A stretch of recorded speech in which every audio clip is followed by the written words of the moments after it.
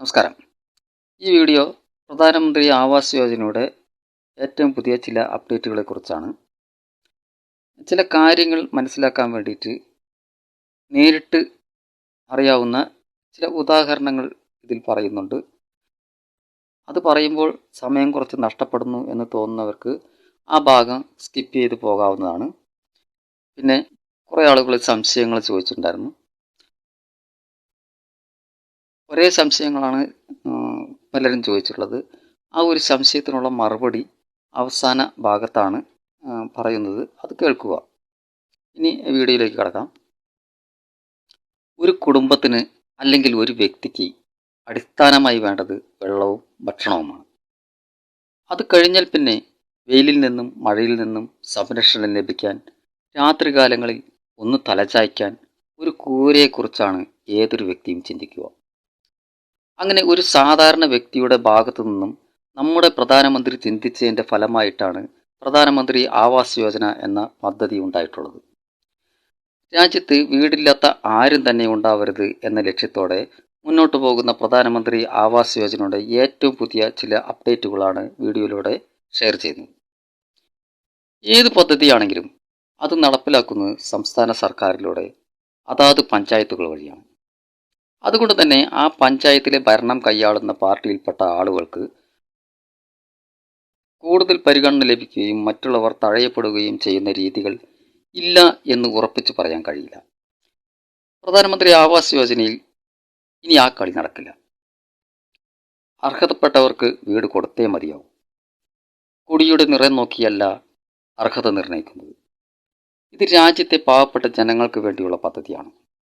കൃത്യമായി നടക്കുന്ന പഞ്ചായത്തുകൾ ഉണ്ടാകാം. ഞാൻ വെറുതെ പറയുന്നതല്ല. എൻ്റെ ഒരു ആത്മാർത്ഥ സുഹൃത്തുണ്ട്. അദ്ദേഹം BJP-കാരനാണ്.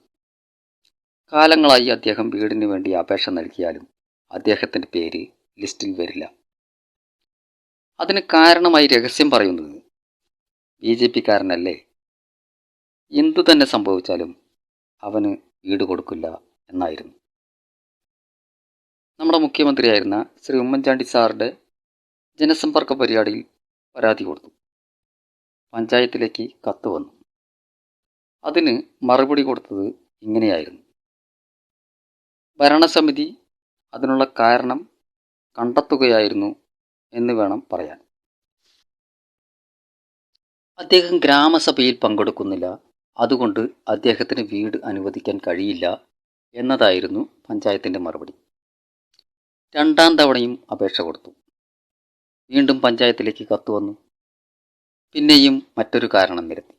അങ്ങനെ അദ്ദേഹത്തിന് വീട് കിട്ടാതെ അദ്ദേഹം വിഷമിച്ചു. പഞ്ചായത്ത് ഭരിക്കുന്ന പാർട്ടിയിൽ നിന്നും ഓഫറുകൾ വന്നു തുടങ്ങി. പാർട്ടി മാറി ഞങ്ങളുടെ പാർട്ടിയിൽ ചേർന്നാൽ വീട് തരാമെന്ന്. പക്ഷേ അദ്ദേഹം മാറിയില്ല. അങ്ങനെ 2018 ഞാൻ മുഖേന പ്രധാനമന്ത്രി ആവാസ് യോജനയിലേക്ക് ഒരു അപേക്ഷ കൊടുത്തു. ഇപ്പോൾ കേരളത്തിന് 1,97,000 വീടുകൾ കേന്ദ്രം അനുവദിക്കുകയും 1 വർഷത്തിനുള്ളിൽ പണി പൂർത്തിയാക്കണമെന്നും ഉടൻ തന്നെ ലിസ്റ്റ് കൊടുക്കണമെന്നും നിർദ്ദേശം വന്നപ്പോൾ അദ്ദേഹത്തിന് വീട് ലഭിക്കാൻ പോകുന്നു. ആർക്കും തടയാനാകില്ല എന്ന് പറയാൻ കാരണം PMAY കൂടുതൽ സുതാര്യമാക്കുന്നതിൻ്റെ ഭാഗമായി ഉപഭോക്താവിന് നേരിട്ട് അപേക്ഷ സമർപ്പിക്കുന്നതിന് മൊബൈൽ ആപ്പ് പുറത്തിറക്കിയിരിക്കുന്നു. ആവാസ് പ്ലസ് 2024 എന്നാണ് ആ ആപ്പിൻ്റെ പേര്. തദ്ദേശ സ്വയംഭരണ സ്ഥാപനങ്ങളുടെ ഇടനിലയില്ലാതെ തന്നെ ആവാസ് യോജനയിലേക്ക് അപേക്ഷിക്കാം. പക്ഷപാതമോ മുൻവിധിയോ കാരണം ഒരു കുടുംബവും പദ്ധതിയിൽ നിന്ന് ഒഴിവാക്കപ്പെടുന്നില്ലെന്ന് ഈ ആപ്പ് ഉറപ്പാക്കുന്നു. അതിനോടൊപ്പം പ്രധാനമന്ത്രി ആവാസ് യോജനയിലൂടെ പണിയുന്ന സ്വപ്ന വീട് സ്വന്തം ഇഷ്ടത്തിനനുസരിച്ച് 100-ലേറെ മോഡലുകളിൽ നിന്ന് തിരഞ്ഞെടുക്കാനും ഈ ആപ്പിലൂടെ സാധ്യമാകും. അതായത് പ്രധാനമന്ത്രി ആവാസ് യോജന അഥവാ PMAY പദ്ധതിയിലൂടെ അനുവദിക്കുന്ന വീടുകളുടെ രൂപകൽപ്പന തിരഞ്ഞെടുക്കാൻ ഇനി ഉപഭോക്താവിനും അവസരമുണ്ട്. മുൻകാലങ്ങളിൽ സർക്കാർ നിർദ്ദേശിക്കുന്ന രീതിയിലെ പണി പൂർത്തിയാക്കാൻ കഴിയുമായിരുന്നുള്ളൂ എങ്കിൽ ഇനി അത് മാറുകയാണ്.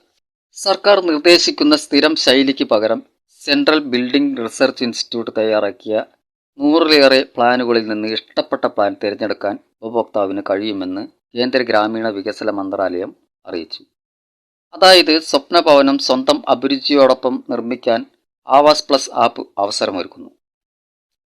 2016 ആരംഭിച്ച പ്രധാനമന്ത്രി ആവാസ് യോജനയിൽ ആദ്യമായാണ് ഇത്തരമൊരു മാറ്റം. കുടുംബത്തിലെ എല്ലാവരുടെയും ആധാർ ഉൾപ്പെടുത്തിക്കൊണ്ടുള്ള രജിസ്ട്രേഷൻ ആയതുകൊണ്ട് അനർഹർക്ക് ആനുകൂല്യം ലഭിക്കുന്നത് ഒഴിവാക്കാനാകും. റേഷൻ കാർഡിൽ ഉൾപ്പെടുത്തിയിട്ടുള്ള കുടുംബനാഥൻ്റെയോ കുടുംബനാഥയുടെയോ മൊബൈൽ നമ്പറിലൂടെയാണ് അപേക്ഷ സമർപ്പിക്കേണ്ടത്. ഒരു ഫോൺ നമ്പറിലൂടെ ഒരു അപേക്ഷ മാത്രമേ സമർപ്പിക്കാൻ കഴിയുകയുള്ളൂ. 2 കോടി വീടുകളാണ് PMAYയിലൂടെ കേന്ദ്രം നിർമ്മിക്കാൻ പോകുന്നത്. PMAYയുടെ സർവേ അവസാനമായി നടന്നത് 2018 അന്ന് അപേക്ഷിച്ചിട്ടുള്ള മുഴുവൻ പേർക്കും വീട് ലഭ്യമാക്കിയതിന് ശേഷമായിരിക്കും പുതിയ അപേക്ഷകൾ പരിഗണിക്കുക. കേരളത്തിൽ 1,97,000 അപേക്ഷകളാണ് ആദ്യഘട്ടത്തിൽ പരിഗണിക്കുക. 250 ചതുരശ്ര അടി വിസ്തീർണമുള്ള ഒരു വീട് നിർമ്മിക്കാൻ കേന്ദ്രത്തിൻ്റെ എസ്റ്റിമേറ്റ് 1,20,000 രൂപയാണ്. അതിലേക്കുള്ള 72,000 രൂപയാണ് കേന്ദ്രം നൽകുന്നത്.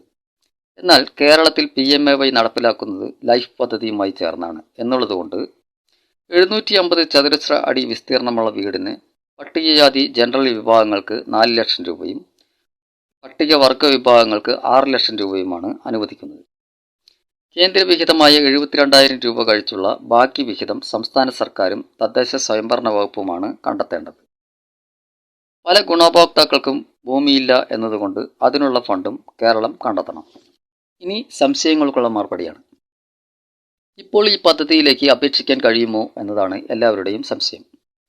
അതിനുള്ള ഉത്തരം മുമ്പ് പറഞ്ഞു കഴിഞ്ഞു. 2018 മുതൽ അപേക്ഷിച്ചിട്ടുള്ളവർക്കെല്ലാം വീട് ലഭിച്ചതിന് ശേഷമേ പുതിയ അപേക്ഷകൾ പരിഗണിക്കുകയുള്ളൂ എന്ന്. പ്രധാനമന്ത്രി ആവാസ് യോജനയുടെ വെബ്സൈറ്റിൽ കയറി പരിശോധിച്ചപ്പോൾ അവിടെ ലിസ്റ്റ് പരിശോധിക്കാനും മറ്റുമുള്ള വിവരങ്ങൾ അറിയാനുള്ള ഓപ്ഷനുകൾ മാത്രമാണ് ഇപ്പോൾ ഉള്ളത്. സംശയം തീർക്കാനായി അടുത്തുള്ള അക്ഷയ കേന്ദ്രത്തിൽ അന്വേഷിച്ചു. അവരും പറയുന്നത് ഇപ്പോൾ അപേക്ഷിക്കാൻ കഴിയില്ല, സമയമാകുമ്പോൾ അപേക്ഷിക്കാനുള്ള പേജ് രൂപപ്പെടും എന്നതാണ്. ഈ കാര്യത്തിൽ കൂടുതലായി അറിയുന്നവരുണ്ടെങ്കിൽ ദയവായി കമൻറ്റ് ചെയ്യുക. അത് എല്ലാവർക്കും ഉപകാരപ്പെടും. വീണ്ടും മറ്റൊരു കണ്ടന്റുമായി അടുത്ത വീഡിയോയിൽ.